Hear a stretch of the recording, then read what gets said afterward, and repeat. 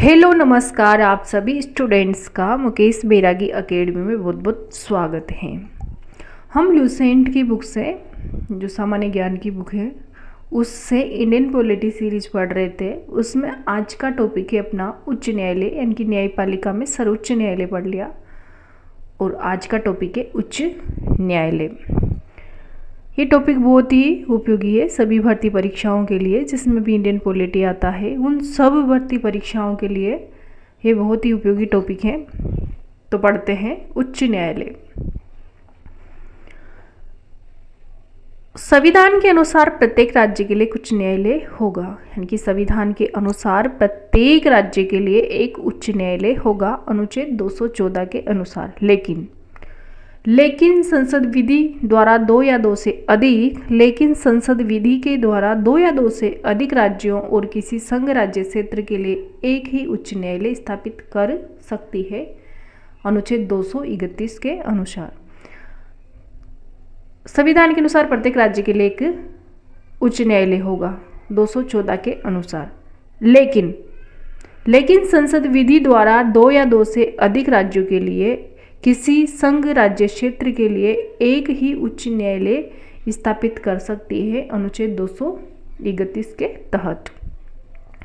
वर्तमान में भारत में 25 उच्च न्यायालय हैं, जिनमें से 3 उच्च न्यायालयों का अधिकार क्षेत्र एक राज्य से अधिक है। 3 उच्च न्यायालयों का क्षेत्र एक राज्य से अधिक है। केंद्र शासित प्रदेश दिल्ली और जम्मू कश्मीर में उच्च न्यायालय है। केंद्र शासित प्रदेश दिल्ली और जम्मू कश्मीर में उच्च न्यायालय हैं।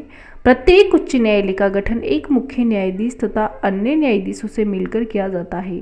इनकी नियुक्ति राष्ट्रपति के द्वारा होती है। न्यायाधीशों की नियुक्ति किसके द्वारा होती है? तो राष्ट्रपति के द्वारा होती है अनुच्छेद 217 के अनुसार। भिन्न भिन्न उच्च न्यायालयों में न्यायाधीशों की संख्या अलग अलग होती है, यानी कि भिन्न भिन्न उच्च न्यायालयों में न्यायाधीशों की संख्या अलग अलग होती है। उच्च न्यायालय के न्यायाधीशों के लिए योग्यताएं। सबसे पहले तो भारत का नागरिक हो। सेकंड नंबर पे कम से कम 10 वर्ष तक न्यायिक पद धारण कर चुका हो, अथवा किसी उच्च न्यायालय में या एक से अधिक उच्च न्यायालयों में लगातार 10 वर्षों तक अधिवक्ता रहा हो। उच्च न्यायालय के न्यायाधीशों के लिए योग्यताएं: भारत का नागरिक हो, कम से कम 10 वर्ष तक न्यायिक पद धारण कर चुका हो, अथवा किसी उच्च न्यायालय में या एक से अधिक उच्च न्यायालयों में लगातार 10 वर्षों तक अधिवक्ता रहा हो। उच्च न्यायालय के न्यायाधीशों को उस राज्य जिसमें उच्च न्यायालय स्थित है का राज्यपाल उसके पद की शपथ दिलाता है। उच्च न्यायालय के न्यायाधीशों को उस राज्य में जिसमें उच्च न्यायालय स्थित है वहाँ का राज्यपाल क्या करता है? पद की शपथ दिलाता है। तो शपथ कौन दिलाता है? राज्यपाल दिलाता है। उच्च न्यायालय के न्यायाधीशों का अवकाश ग्रहण करने की अधिकतम उम्र सीमा 62 वर्ष है। उच्च न्यायालय के न्यायाधीशों की अवकाश ग्रहण करने की अधिकतम उम्र सीमा कितनी है? तो 62 वर्ष है। उच्च न्यायालय के न्यायाधीश अपने पद में राष्ट्रपति को संबोधित कर कभी भी त्यागपत्र दे सकता है। जिस व्यक्ति ने उच्च न्यायालय में स्थायी न्यायाधीश के रूप में कार्य किया है वह उस न्यायालय में वकालत नहीं कर सकता, किंतु वह किसी दूसरे उच्च न्यायालय में अथवा उच्चतम न्यायालय में वकालत कर सकता है। नोट है, केरल उच्च न्यायालय ने 1997 ईस्वी में सबसे पहले बंद को असंवैधानिक घोषित किया था। केरल उच्च न्यायालय ने 1997 ईस्वी में सबसे पहले बंद को असंवैधानिक घोषित किया था। उच्च न्यायालय के न्यायाधीशों को उसी प्रकार अपदस्थ किया जा सकता है जिस प्रकार उच्चतम न्यायालय का न्यायाधीश पद मुक्त किया जाता है। उच्चतम न्यायालय के न्यायाधीशों को उसी प्रकार अपदस्थ किया जाता है जिस प्रकार उच्चतम न्यायालय का न्यायाधीश पद मुक्त किया जाता है। राष्ट्रपति आवश्यकतानुसार किसी भी उच्च न्यायालय में न्यायाधीशों की संख्या में वृद्धि कर सकता है अथवा अतिरिक्त न्यायाधीशों की नियुक्ति कर सकता है। राष्ट्रपति आवश्यकतानुसार किसी भी उच्च न्यायालय में न्यायाधीशों की संख्या में वृद्धि कर सकता है अथवा अतिरिक्त न्यायाधीशों की नियुक्ति कर सकता है। राष्ट्रपति उच्च न्यायालय के किसी अवकाश प्राप्त न्यायाधीशों को भी उच्च न्यायालय यानी कि राष्ट्रपति उच्च न्यायालय के किसी अवकाश प्राप्त न्यायाधीशों को भी उच्च न्यायालय के न्यायाधीश के रूप में कार्य करने का अनुरोध कर सकता है। उच्च न्यायालय एक अभिलेख न्यायालय होता है। उच्च न्यायालय एक अभिलेख न्यायालय होता है। उसके निर्णय आधिकारिक माने जाते हैं, यानी कि उच्च न्यायालय का अभिलेख न्यायालय होता है, उसके निर्णय आधिकारिक माने जाते हैं तथा उसके आधार पर न्यायालय अपना निर्णय देते हैं। अनुच्छेद 215। भारत के मुख्य न्यायाधीश से परामर्श कर राष्ट्रपति उच्च न्यायालय के किसी भी न्यायाधीश का स्थानांतरण किसी दूसरे उच्च न्यायालय में कर सकता है। भारत के मुख्य न्यायाधीश से परामर्श कर राष्ट्रपति उच्च न्यायालय के किसी भी न्यायाधीश का स्थानांतरण किसी दूसरे उच्च न्यायालय में कर सकता है। यहाँ पर एक टेबल दी गई है जिसमें उच्च न्यायालय अधिकारिता तथा स्थान, इस टेबल के अनुसार न्यायालय का नाम है, स्थापना वर्ष है और क्षेत्रीय अधिकारिता है और मूल स्थान है और खंडपीठ है। सबसे पहले देखते हैं कलकत्ता उच्च न्यायालय। कलकत्ता उच्च न्यायालय की बात करें तो 1862 में इसकी स्थापना की गई और राज्य क्षेत्र अधिकारिता पश्चिम बंगाल, अंडमान और निकोबार द्वीप समूह। मूल स्थान है कोलकाता। इसकी खंडपीठ है, कलकत्ता उच्च न्यायालय की खंडपीठ है पोर्ट ब्लेयर और जलपाईगुड़ी। बम्बई उच्च न्यायालय 1862 और 1862 राज्य क्षेत्रीय अधिकारिता महाराष्ट्र, गोवा, दादर एवं नगर हवेली, महाराष्ट्र, गोवा, दादर नगर हवेली, दमन एवं दीव। मूल स्थान है मुंबई और खंडपीठ है नागपुर, पणजी और औरंगाबाद। मद्रास की स्थापना 1862 ईस्वी में। तमिलनाडु और पुडुचेरी क्षेत्र अधिकारिता मूल स्थान चेन्नई है और मदुरै खंडपीठ है। इलाहाबाद उच्च न्यायालय की स्थापना 1866 ईस्वी में। उत्तर प्रदेश राज्य क्षेत्र अधिकारिता है और प्रयागराज मूल स्थान है। लखनऊ खंडपीठ है। कर्नाटक उच्च न्यायालय 5वें नंबर का उच्च न्यायालय कर्नाटक, जिसकी स्थापना 1884 ईस्वी में और राज्य क्षेत्र अधिकारिता कर्नाटक में है और बेंगलुरु मूल स्थान है। पटना उच्च न्यायालय की स्थापना वर्ष 1916 ईस्वी और बिहार राज्य क्षेत्र अधिकारिता है और पटना मूल स्थान है।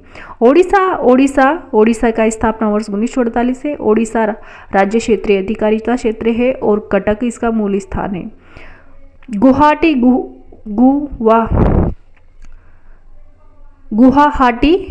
की बात करें तो 1948 ईस्वी स्थापना वर्ष है और असम, नागालैंड, मिजोरम एवं अरुणाचल प्रदेश इसके राज्य क्षेत्र अधिकारिता है।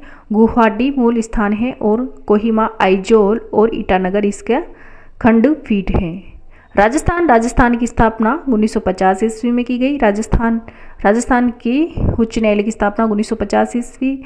राज्य क्षेत्रीय अधिकारिता राजस्थान और मूल स्थान जोधपुर, खंडपीठ जयपुर। मूल स्थान तो जोधपुर है और खंडपीठ जयपुर है। मध्य प्रदेश 1956 ईस्वी और राज्य क्षेत्र अधिकारिता मध्य प्रदेश की बात करें तो मूल स्थान है जबलपुर और खंडपीठ ग्वालियर और इंदौर।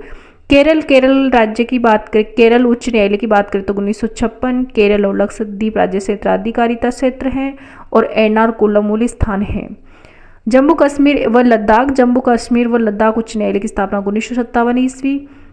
जम्मू कश्मीर व लद्दाख राज्य क्षेत्र ये अधिकारिता क्षेत्र है। श्रीनगर मूल स्थान है और जम्मू खंडपीठ है। गुजरात की बात करें तो गुजरात उच्च न्यायालय की स्थापना 1966 ईस्वी और गुजरात राज्य क्षेत्र अधिकारिता और अहमदाबाद मूल स्थान है।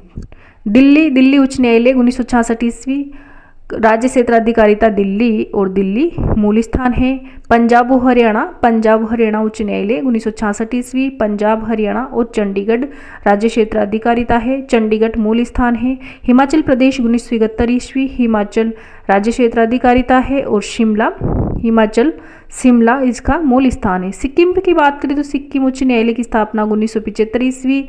सिक्किम और मूल स्थान है गंगटोक। छत्तीसगढ़ उच्च न्यायालय की स्थापना, सिक्किम की स्थापना 1975। सिक्किम का मूल स्थान है गंगटोक। छत्तीसगढ़ की स्थापना 2000 ईस्वी और राज्य क्षेत्रीय अधिकारिता की बात करें तो छत्तीसगढ़ है। बिलासपुर है जो मूल स्थान है। उत्तराखंड की बात करें तो 2000 ईस्वी और राज्य क्षेत्र अधिकारिता उत्तराखंड है और नैनीताल मूल स्थान है। झारखंड की बात करें तो 2000 ईस्वी और राज्य क्षेत्राधिकारिता इसका झारखंड और रांची मूल स्थान है। मेघालय की बात करें तो मेघालय की स्थापना 25 मार्च 2013 में की गई।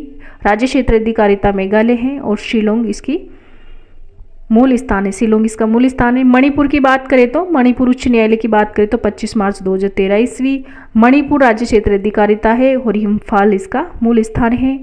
मणिपुर के बाद त्रिपुरा की बात करें तो 26 मार्च 2013 ईस्वी को त्रिपुरा इसका राज्य क्षेत्राधिकारिता क्षेत्र है और अगरतला मूल स्थान है। त्रिपुरा 26 मार्च 2013 और त्रिपुरा राज्य क्षेत्राधिकारिता है।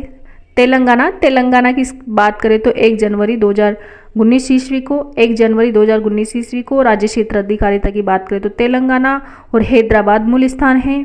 आंध्र प्रदेश की बात करें तो 1 जनवरी 2019 ईस्वी को स्थापना हुई थी। आंध्र प्रदेश उच्च न्यायालय की स्थापना कब हुई थी?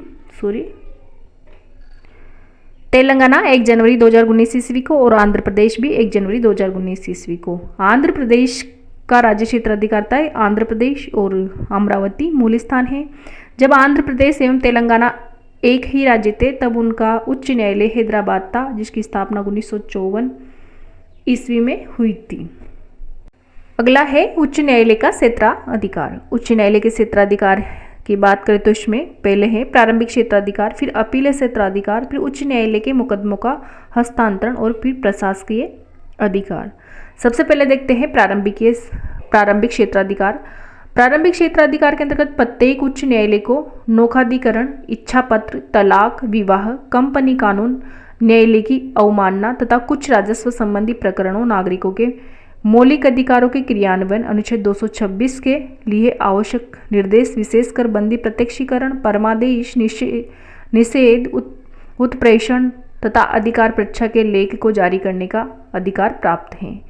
यानी कि प्रारंभिक क्षेत्राधिकार के अंतर्गत प्रत्येक उच्च न्यायालय को नौकाधिकरण, इच्छा पत्र, तलाक, विवाह, कंपनी कानून, न्यायालय की अवमानना तथा कुछ राजस्व संबंधी प्रकरणों, नागरिकों के मौलिक अधिकारों के क्रियान्वयन, अनुच्छेद 226 के लिए आवश्यक निर्देश, विशेषकर बंदी प्रत्यक्षीकरण, परमादेश, निषेध, उत्प्रेषण तथा अधिकार परीक्षा के लिए लेख जारी करने का अधिकार प्राप्त है। अगला है अपील क्षेत्राधिकार। अपील क्षेत्राधिकार के अंतर्गत अपील क्षेत्राधिकार की बात करें तो इसमें फौजदारी मामलों में अगर सत्र न्यायाधीश ने मृत्युदंड दिया हो तो उच्च न्यायालय में उसके विरुद्ध अपीलें हो सकती हैं।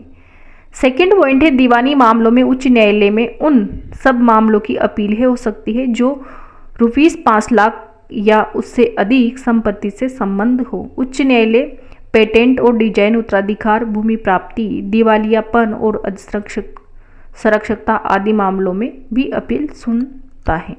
इनकी उच्च न्यायालय पेटेंट और डिजाइन, उत्तराधिकार, भूमि प्राप्ति, दिवालियापन और संरक्षकता आदि मामलों में अपीलें सुनता है। उच्च न्यायालय के मुकदमों का हस्तांतरण। उच्च न्यायालय के मुकदमों के हस्तांतरण की बात करें तो यदि किसी उच्च न्यायालय को ऐसा लगे कि जो अभियोग अधीनस्थ न्यायालय में विचाराधीन है वह विधि के किसी सारगर्भित प्रश्न से संबंध है तो वह उसे अपने यहाँ हस्तांतरित कर या तो उसका निपटारा स्वयं कर देता है या विधि से संबंध प्रश्न को निपटाकर अधीनस्थ न्यायालय को निर्णय के लिए वापस भेज देता है। अगला है प्रशासकीय अधिकार। प्रशासकीय अधिकार की बात करें तो उच्च न्यायालय को अपने अधीनस्थ न्यायालयों में नियुक्ति, पदोन्नति तथा छुट्टियों के संबंध में नियम बनाने का अधिकार है। उच्च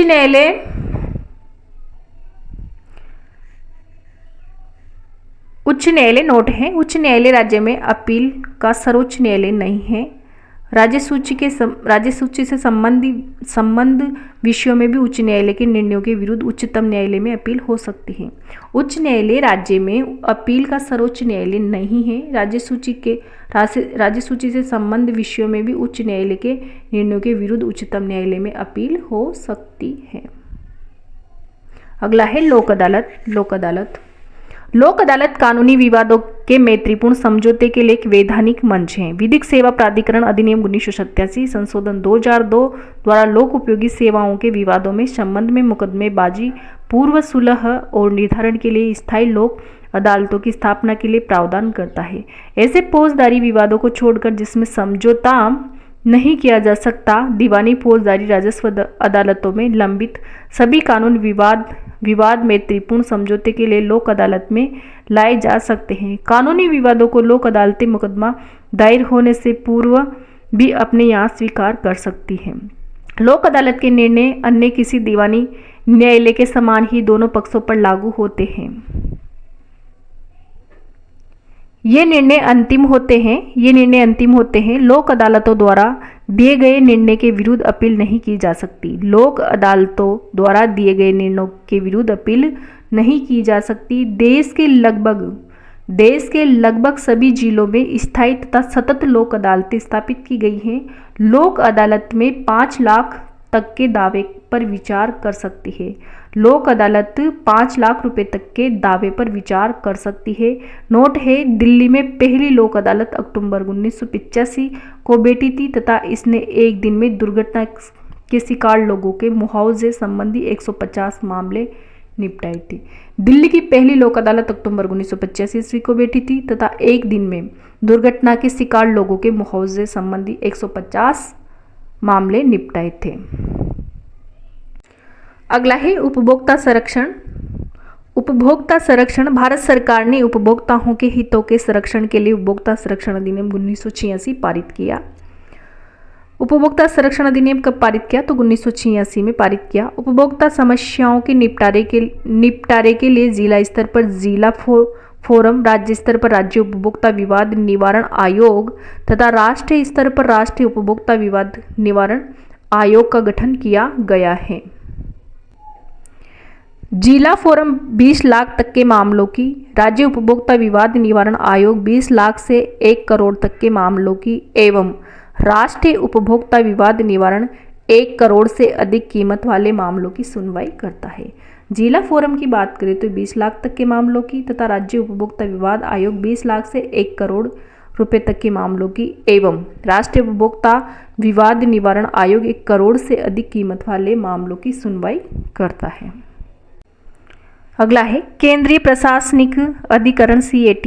केंद्रीय प्रशासनिक अधिकरण CAT संविधान के अनुच्छेद 323A के प्रावधानों से केंद्रीय प्रशासनिक अधिकरण CAT का गठन 1985 में प्रशासनिक अधिकरण अधिनियम 1985 के तहत किया गया।